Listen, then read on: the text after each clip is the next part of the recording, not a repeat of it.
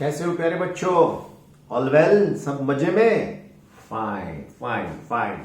Now अभी हमारे पास chapter number 9 last portion थोड़ा सा बाकी है, राइट?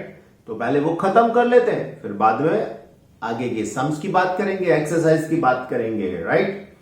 आपकी 12th स्टैंडर्ड की तैयारी बहुत अच्छे से चल रही है, that I know very well. अगर नहीं चल रही है तो शुरू करो जल्दी से रिवीजन करो मैक्सिमम। आपके लिए मैं how to prepare the physics, how to prepare for NEET, how to prepare MCQs, वो सब वीडियो में डाल रहा हूं थोड़े थोड़े टाइम के ऊपर। आप उसको अच्छे से देखते रहिए, पूरा का पूरा फॉलो करिए, देन यू सी, आप देख लोगे आप में चेंज आता है या नहीं। अगर नहीं आता है देन स्टिल उसको फॉलो करने का ट्राई करिए, तब जाके कुछ मिलेगा। क्योंकि एक दिन में फिजिक्स आना पॉसिबल नहीं है, टाइम तो लगता है प्यारे बच्चों। टाइम जब जब मिले आपको रिवाइज करते रहो, टाइम जब जब मिले आपको फॉर्मूला रिवाइज करते रहो, थ्योरी के इंपॉर्टेंट पॉइंट्स की अलग नोट्स बना दो आप, बस फिर देख लो क्या बात बनती है आपकी, वो देख लेना है। You must win the game. आप ये 12th स्टैंडर्ड की गेम जीतने ही वाले हो, लेकिन follow the rules and regulation that you know, right? चलो शुरू करते हैं हमारी जर्नी आगे की, right? So now last lecture में हम लोगों ने माइक्रोस्कोप समझाया था, simple as well as compound microscope. बच्चों क्या होता है कंपाउंड माइक्रोस्कोप से, सिंपल माइक्रोस्कोप से? So nearby object can be seen with the magnification. नजदीक जो चीज छोटी है उसको मैग्नीफाई करके हम लोग देख सकते हैं। This is the work of the microscope, right? अभी दूसरी बात आपके दिमाग में आती है, सर बहुत दूर वाली चीज को अगर हमको नियर बाय भी देखना है और थोड़ा बहुत मैग्निफिकेशन मिल जाए तो बहुत बात अच्छी है, right? This instrument is called telescope, astronomical telescope. कई बार आप लोगों ने देखा भी है, कई बच्चों ने तो यूज भी किया होगा, राइट? क्या होता है टेलीस्कोप से? टेली मतलब बहुत दूर का, स्कोप मतलब देखना। Telescope is the instrument with which we can see the distinct object, we can see the far object nearby as well as magnified image, right? ये काम किसका है? टेलीस्कोप का है। आ गई बात समझ में? बस टेलीस्कोप का काम अभी समझाया, लेकिन टेलीस्कोप में इमेज कैसा मिलता है पता बच्चों? अगर आप टेलीस्कोप से क्रिकेट मैच देखते हो तो क्या होगा पता है? If you watch the cricket match on the ground, then जो प्लेयर जैसे खेल रही है ग्राउंड के ऊपर, ऐसे सब आपको उल्टा दिखेगा। मतलब ग्राउंड ऊपर और प्लेयर्स नीचे। ट्राई कर लेना टेलीस्कोप से, क्योंकि उसके अंदर इमेज उल्टा मिलता है। जो ऑब्जेक्ट ऐसे है उसका इमेज उल्टा मिलता है, राइट? तो इसीलिए उसके अंदर एक इन्वर्टेड लेंस की एक पैर रखी जाती है, और जो इमेज उल्टा मिलता है उसको फिर से उल्टा कर देते हैं तो फिर से सीधा इमेज हो जाता है, right? So this is another type of telescope, right? Then after finally in the case of telescope, the physical phenomenon occur that is called the refraction of light, right? Due to that reason, what happened? The ray which are coming parallel or incident parallel on the lens, they get little bit, you can say that here the rays are converging at a point, and due to that what happened? There is some effect or defect, दोनों बोल सकते हो। This effect is such that the image is not clear, and to make the image clear क्या करना चाहिए? We have to use the other phenomenon, it is called the reflection of the light। फिर से reflection क्या use करेंगे? Mirror use करेंगे। कैसिग्रेन ने ऐसा ही टेलीस्कोप बनाया था। तो ये सब बातें आज के लेक्चर में हम लोग करने वाले हैं आप ही के साथ में। तो मेरे साथ में, फिजिक्स के साथ में आपको पूरा का पूरा लेक्चर देखना है, राइट? सो आ जाओ मेरे प्यारे बच्चों, चलते हैं हमारे साथ में, है ना? Okay my dear friends, fine. तो सबसे पहली बात हम लोग टेलीस्कोप के साथ में कर रहे हैं। सो फर्स्ट ऑफ ऑल टेलीस्कोप का मतलब मैंने आपको समझाया, राइट? टेलीस्कोप का मतलब आपको समझाया कि टेलीस्कोप क्या है। The instrument with which we can see और we can watch the distinct object nearby as well as magnify, दोनों होने चाहिए।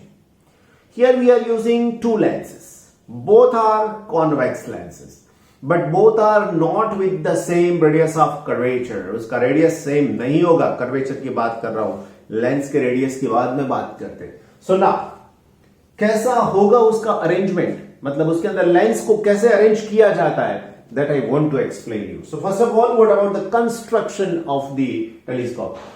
एक बात बोलो, आप बोलते रहेंगे कि सर कितनी बार बोलोगे, हर एक बार मैंने बताया कि ये 10th स्टैंडर्ड में आपने पढ़ा हुआ है, राइट। सो अभी पढ़ी हुई बातें जितनी बार आए आपको इजी लगती है, वो बात तो है कि नहीं? Yes. So now we are using two type of lenses, one is called the objective. So here this is nothing but the objective lens, right. So this is the objective lens, right. Objective lens का मतलब क्या होता है? जो lens object की side में रखा जाता है, मतलब ऑब्जेक्ट इस साइड में है तो उसके पहले जो लेंस आएगा ऑब्जेक्ट के तुरंत इस साइड में, तो उसको ऑब्जेक्टिव बोला जाता है, माय डियर, राइट। मैंने पहले ही बताया है कि आपका रे डायग्राम कम से कम आपने 2-3 बार ड्रॉ कर दिया तो ये सब जो बोर्ड वाली बातें होती है ना, एकदम इजी हो जाती है। लेकिन आप डायग्राम को डायरेक्टली याद करना चाहोगे ना, मजा नहीं आएगी। 2-3 बार ड्रॉ कर लो यार, सिंपल, नो स्केल, नथिंग, कुछ नहीं चाहिए, वैसे ही ड्रॉ करो, अच्छा हो जाएगा। देखो मैंने यहां पे स्केल यूज नहीं किया, हाँ परफेक्शन होना चाहिए, लाइन सीधी है तो सीधी होनी चाहिए, राइट। ट्राई ऐसा करना है, okay. Now the ray which is incident here like this, then it just passing through this way, थोड़ा बहुत यहां से उसके नेचर के हिसाब से ऐसे जाए। Suppose the image will form here, मैं पहले ही बता देता हूं इसका इमेज यहां पे बनता है, ऐसा मुझे लग रहा है। So now you can draw the other one, यहां से पास करना है मुझे, so it is like this, right. Then after this two are parallel to each other, ऐसा कुछ लगना चाहिए, दैट्स इट, हो गई बात। Now the angle made by the object, here it is called alpha, so this angle is also the alpha है, right. ये angle alpha है तो ये एंगल भी अल्फा ही होना चाहिए। Then the height here it is called H, ये हाइट बनती है, उसको नाम देंगे H, right. Then parallel rays का इमेज कहां पे बनता है बच्चों? तो आपको बहुत अच्छे से मालूम है कि अगर पैरेलल रेज बहुत दूर से आते हैं तो उसका इमेज उसकी फोकल पॉइंट के ऊपर बनता है। So here the image is forming at the focal point, छोटू सा इमेज बनेगा, right? Now this image will work as the object for the second lens and this one will behave like simple microscope. आप बोलोगे sir telescope में microscope, yes, लिखना नहीं है, समझना है दिमाग के लिए, राइट। सो यहां पर मुझे एक और लेंस ड्रॉ करना है बच्चों, right, and this lens is called the eyepiece. ये लेंस को नाम देंगे आईपिस। बताया मैंने पहले कि यहां पर ये रे ऐसे जाएगा, यहां पर रे ऐसे आएगा। अभी यहां से कोई ऑब्जर्वर ये चीज देख रहा है तो उसका इमेज फाइनल कहां पे मिलेगा प्यारे बच्चों? तो इसका फाइनल इमेज है ना, ऐसा दूर मिलेगा, इससे ये साइड, इससे आगे, राइट। यहां पे मैं इमेज बता सकता हूं, right. So this is the final image of the far object, distinct object, ऐसा मैं बोल सकता हूं, राइट। नाउ अभी यहां से हम लोग ऐसे दिखाते हैं। So this is the angle made by this image with this eyepiece and this angle is called beta. So what is alpha? Alpha is the angle made by the object with the objective lens. And what is beta? Beta is the angle made by the final image with the eyepiece. फिर से एक बार, Alpha is the angle made by the object with the objective lens. And what is beta? Beta is the angle made by the final image with the eyepiece.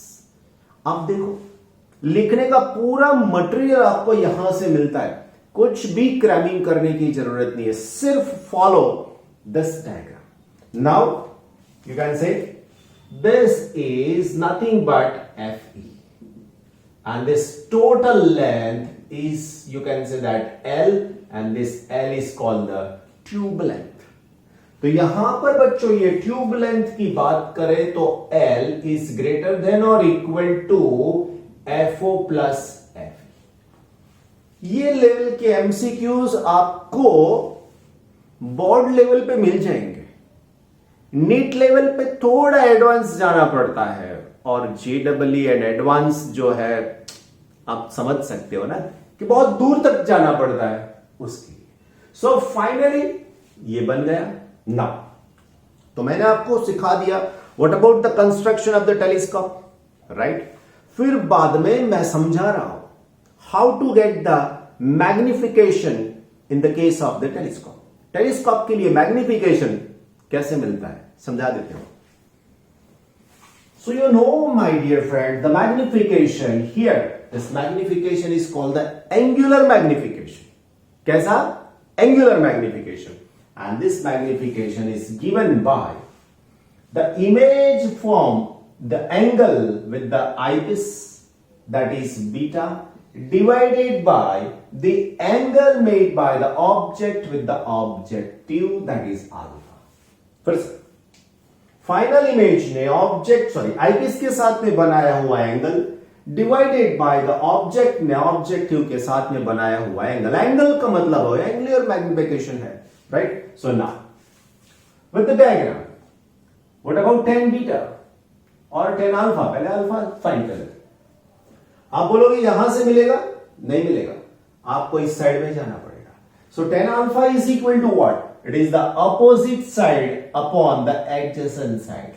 Opposite side का मतलब होता है बच्चों H, divided by adjacent side का मतलब होता है FO, right? If alpha is very small, then what can you say? So therefore this tan alpha is approximately alpha, and it is H upon FO. This is number 1 and this is number 2. Right? Now my dear bacha party, how can I write for tan beta?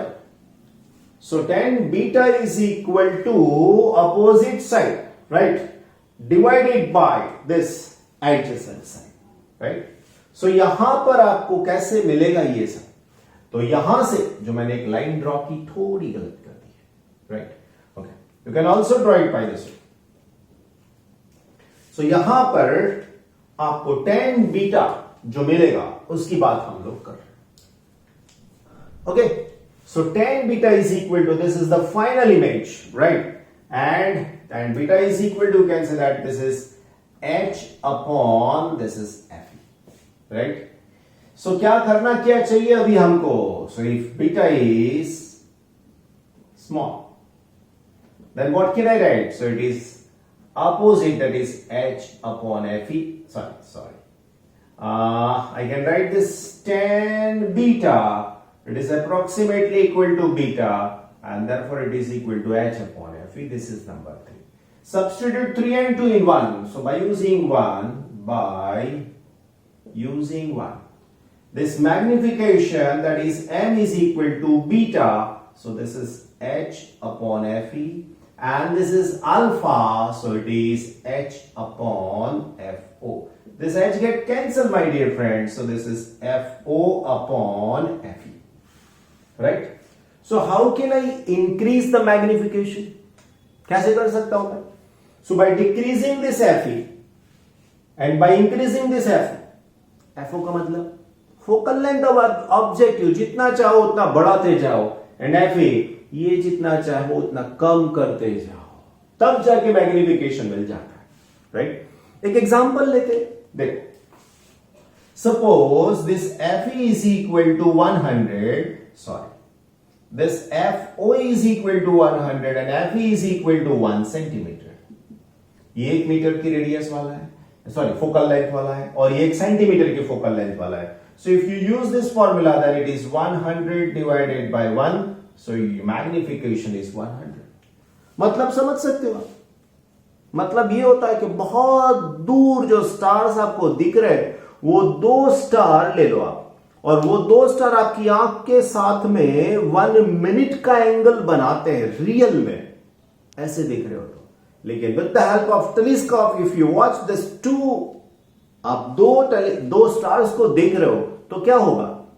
Then the magnification is 100 times more.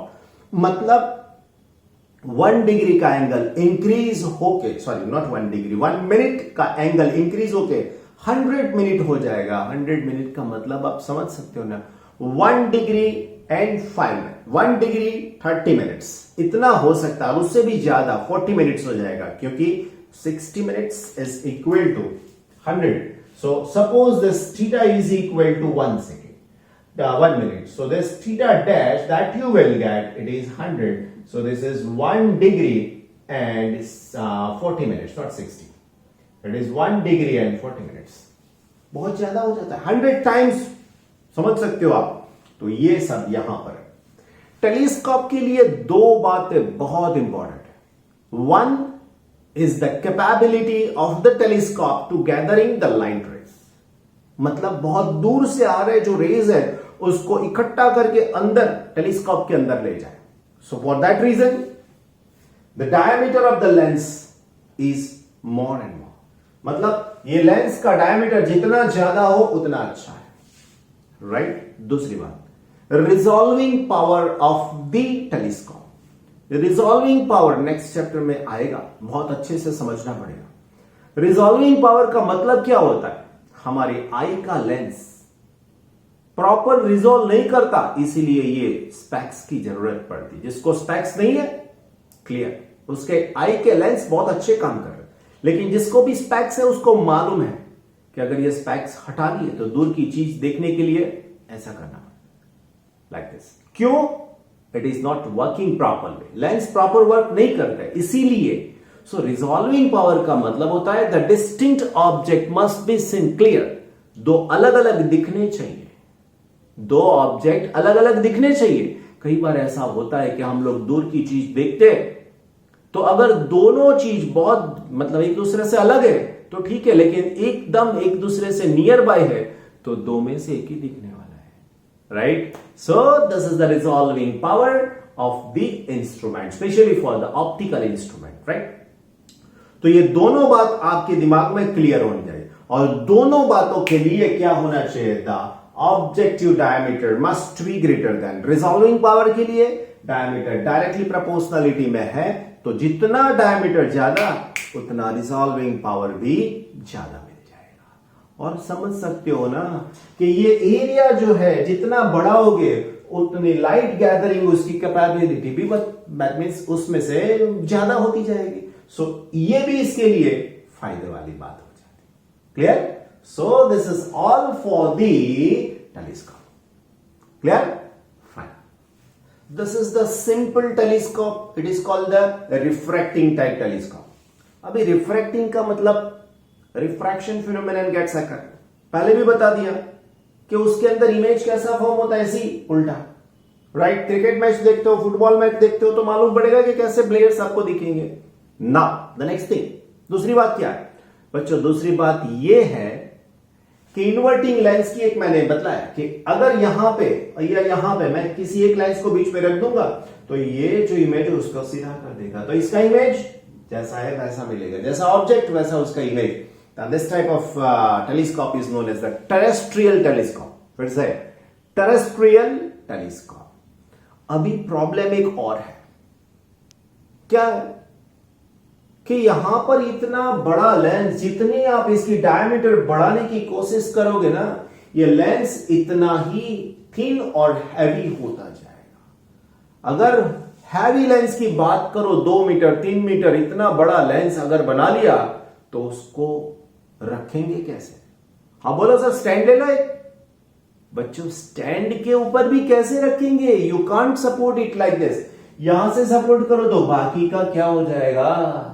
You can't support from the back side, you can't support from the front side, right? क्योंकि image एकदम से clear चाहिए, right? तो ऐसे lenses का holding कराना, that means उसको manage करना थोड़ा डिफिकल्ट होता है। 40 इंच, 30 इंच, ऐसे बहुत सारे हायर डायमीटर्स वाले लेंसेज बनाए गए हैं। यूएस में भी है, इंडिया में भी है, बहुत सारी जगह पर ऐसी ऑब्जर्वेटरी होती है जहां से ये सब कुछ बनाया जाता, जहां पे ये सब कुछ बनाया जाता और उसका यूज साइंटिस्ट करते हैं, राइट? देन आफ्टर, एक मैंने बताया था कि लेंस का यूज करने से दो टाइप के एब्रेशन की इफेक्ट आपको मिलेगी। One is the chromatic aberration and other one is the spherical aberration. एकदम सर्कल है, उसका इमेज ऐसा हो जाएगा स्फीयरिकल। क्रोमेटिक एब्रेशन, अगर हमारे पास ये ऐसी ब्लैक वाली पेन है, ये सरफेस व्हाइट है, तो उसका ऊपर और नीचे का इसका कलरफुल हो जाएगा। ऐसी इफेक्ट, सॉरी ऐसी डिफेक्ट, मतलब इमेज बदल जाता है, वो नहीं होना चाहिए। उसके लिए रिफ्लेक्टिंग टाइप टेलीस्कोप बनाए जाते हैं। फिर से नाम क्या दिया? Reflecting type telescope. मतलब समझते हो ना, यहां पे जो बेंडिंग मूवमेंट आ रही है ना, वो नहीं आएगी, वहां पर रिफ्लेक्शन होगा बच्चों। और रिफ्लेक्शन होता है तो इमेज में कोई चेंज नहीं होता है। तो ये रिफ्लेक्टिंग टाइप टेलीस्कोप भी बनाए जाते हैं। उसमें पैराबोलिक पैराबोलिक मिरर्स यूज किए जाते हैं, पैराबोलिक, कॉनकेव, कॉन्वेक्स वगैरह वगैरह। तो अभी उसका थोड़ा बहुत डायग्राम में आपको समझा दूं, कैसा है, कैसे काम करेगा वो सब कुछ, right? Then this type of telescope, for this type of telescope there is a long pipe. उसका डायमीटर भी ज्यादा होना चाहिए क्योंकि लाइट गैदरिंग कैपेसिटी ज्यादा होनी चाहिए। Here there is one lens, sorry not lens, mirror like this. ये ऐसा मिरर लगा दिया। कैसा है ये? कॉनकेव या कॉन्वेक्स? डिसाइड करके बोलो, right? Now what happened my dear friends, अगर यहां से पैरेलल रेज आई ऐसी वाली, and this is the axis of it, तो क्या होगा बच्चों बताइए?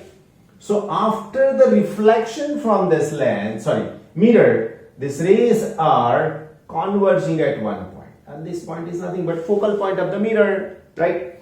लेकिन प्रॉब्लम क्या है बच्चों, आपको समझ में आ रहा है ना? प्रॉब्लम ये है कि यहां पे बैठेगा कैसे पर्सन? लटकेगा हवा में? पॉसिबल नहीं है। So to observe the image it is difficult. Image को ऑब्जर्व करना थोड़ा बहुत डिफिकल्ट होता है।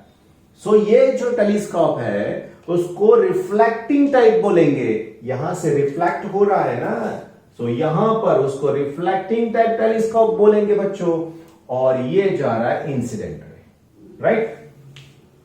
साइंटिस्ट वैसे ही नहीं बनते वो लोग, है ना? तो यहां पर उन लोगों ने क्या किया प्यारे बच्चों? थोड़ा बहुत मॉडिफिकेशन कर दिया। किसका मॉडिफिकेशन? ये वाला मिरर लगा दिया, छोटू सा मिरर बीच में। वो लगाएंगे कैसे? हो सकता है, राइट? देन आफ्टर यहां पर गैप कर दी उन लोगों ने, राइट? जहां जितना यहां पर था उतनी गैप कर दी। तो यहां से अभी ये वाली एक विजन यहां पर अरेंज कर दिया, तो ये रे फिर से रिफ्लेक्ट होके यहां से यहां पर आपको मिल सकता है। So you can watch the distinct object with the reflection phenomenon, right? यहां पे टेलीस्कोप रख सकते हो, कुछ भी कर सकते हो, या कोई भी आप इलेक्ट्रिकल इक्विपमेंट भी रख सकते हो जो इमेज को कैप्चर कर सके। Nowadays it is possible, right? तो ऐसे टेलीस्कोप को कैसेग्रेन ने सबसे पहले बनाया, इसीलिए कैसेग्रेन टाइप टेलीस्कोप इसको बोल सकते हैं। ये सब सिंगल आई विजन है।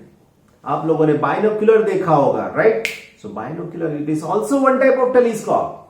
बाइनोक्यूलर और कुछ भी नहीं है, टेलीस्कोप ही है प्यारे बच्चों। लेकिन जो ऑब्जेक्टिव एंड दिस आईपीस के बीच का डिस्टेंस कम करने के लिए उन लोगों ने उसके अंदर प्रिज्म रख दिया है, तो उसकी जो ट्यूब लेंथ है वो बहुत कम हो जाती है। आप लोगों ने देखा होगा टेलीस्कोप ये बड़े लंबे लंबे होते हैं, लेकिन बाइनोक्यूलर छोटू सा होता है ना? तो उसके अंदर दो आई से देख सकते हैं, इसीलिए उसको बाइनोक्यूलर बोला जाता है। ट्यूब लेंथ कम करने के लिए उन लोगों ने प्रिज्म डाल दिया है अंदर। तो ये सब पॉसिबल है। ऐसे टेलीस्कोप भी इंडिया में है, बहुत सारी जगह पर ऑब्जर्वेटरी जहां जहां पर है वहां पर ये सब कुछ लगा है। This is just kind for your knowledge कि कितने साइज का होता है ये सब कुछ, वो सब कुछ बुक में दिया हुआ है, just read it, this is just for your knowledge, right. So my dear बच्चों party, this is the end of your chapter number 9। नाम है हमारा ray optics and optical instrument. Next lecture से हम लोग उसके सम्स, एक्सरसाइज, इलस्ट्रेशन अगर कोई बाकी है तो वो देख लेंगे, अदरवाइज एक्सरसाइज में चलते रहेंगे। सो मेरे प्यारे बच्चों, अभी without wasting the time you must prepare yourself. आपको जो एग्जाम देनी है उसी के हिसाब से प्रिपरेशन स्टार्ट कर दो। क्यों? काम करने वालों की जीत होती है, हाथ पे हाथ बैठे रहे वो काम नहीं है। हाथ पे हाथ बैठे रहने वालों की हार निश्चित है, क्योंकि वो काम ही नहीं करते। सो अगर आप कुछ बनना चाहते हो, अगर आप कुछ करना चाहते हो, अगर आपका डंका बजाना चाहते हो, राइट, जैसे इस बार 720 में से 720 लाने वाले बच्चे हैं, आपका भी नाम अगर उसके अंदर डालना चाहते हो, देख लेना इस बार 2 थे, 2020 में 720 लाने वाले 2 बच्चे थे। नेक्स्ट टाइम देख लेना प्यारे बच्चों, 10, 15, 20 भी हो सकते हैं, उसमें से आपका नाम है या नहीं वो आप खुद डिसाइड करो, right. You can win and only you can win, right. ये चैलेंज आप अपने आप के साथ में बना के रखें, right. Thank you so much my dear friends.